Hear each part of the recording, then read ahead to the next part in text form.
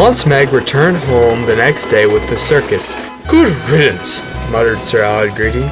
He had been bitter ever since the Earl had yelled at both of them for their race. "I hope we're left quite alone for a while." However, this was not to be, as Whiff and Stafford found out a few days later. They arrived one drizzly morning at the junction to find a large green tender engine idling in the yards. Her ornate green paintwork stood out against the drab trucks she was pulling behind her. "Aren't you the cutest little thing?" she said, looking at Stafford. "Do you boys belong to the Earl of Normanby?"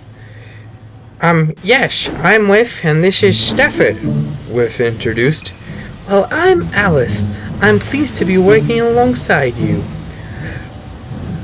"Wait, are you owned by the Earl too?" Stafford asked. "Why, yes," Alice chuckled. "The Earl told me I was brought here because he needed help with a big project next year."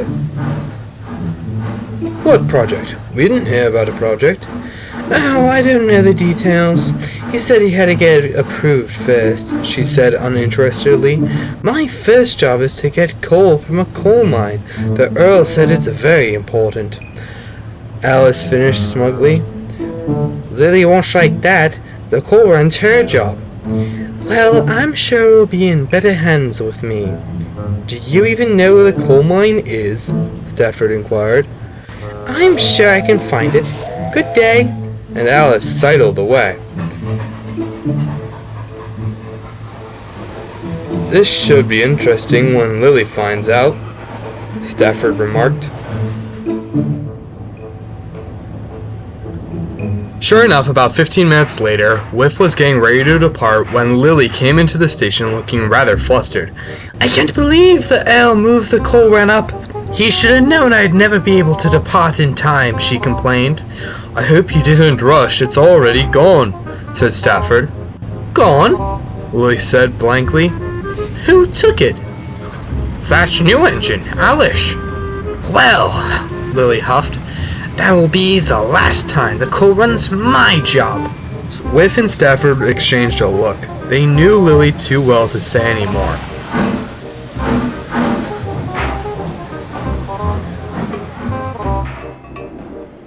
Later that day, Lily found Alice and Whiff at the docks. "So you're the engine who thinks she can take my coal run?" "I beg your pardon?" "That's my job. I take the coal runs. I earned it." "Lily? Well, they're mine now." "Oh no, but Alice cut Lily off. "What were you telling me about this produce train, Whiff, darling?" Whiff looked between the two haughty engines.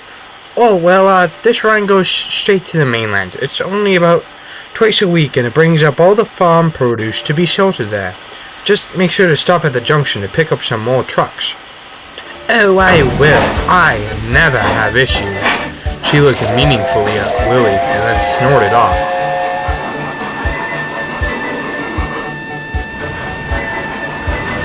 "Humph, what a conceited old...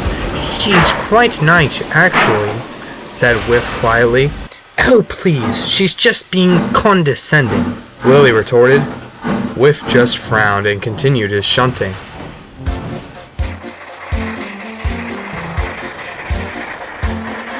Meanwhile, Alice was steaming up the line with the farm produce and lost in thought about Lily. All the other engines had been nice, but Lily had been quite hostile towards her. All this huff over a coal train. Why couldn't she accept, like the other engines, that this tiny little line needed her help? Alice was so deep in her brooding that she flew straight through the junction without stopping.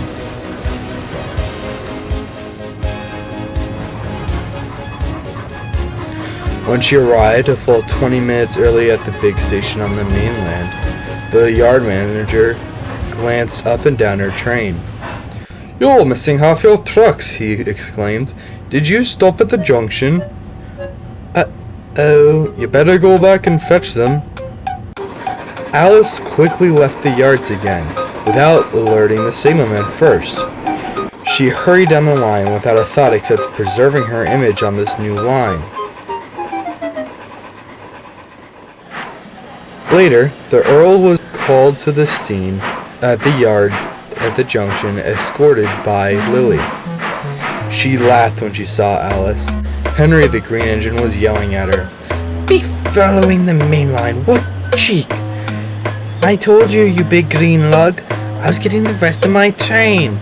Well, you could have caused a serious accident. You've... Henry spluttered, but the Earl intervened. "Now, Henry, I'm deeply sorry that my engine here ignored all the signals and gallivanted onto the main line, but please get going." Henry huffed and set off once more.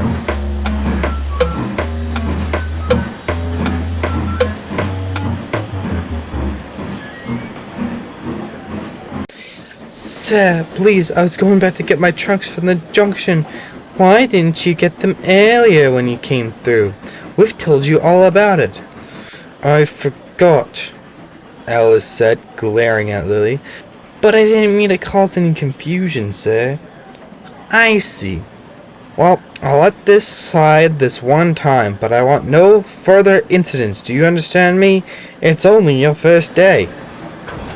"Yes, sir," Alice said sheepishly and left with her forgotten trunks. Lily stood in her wake, smirking.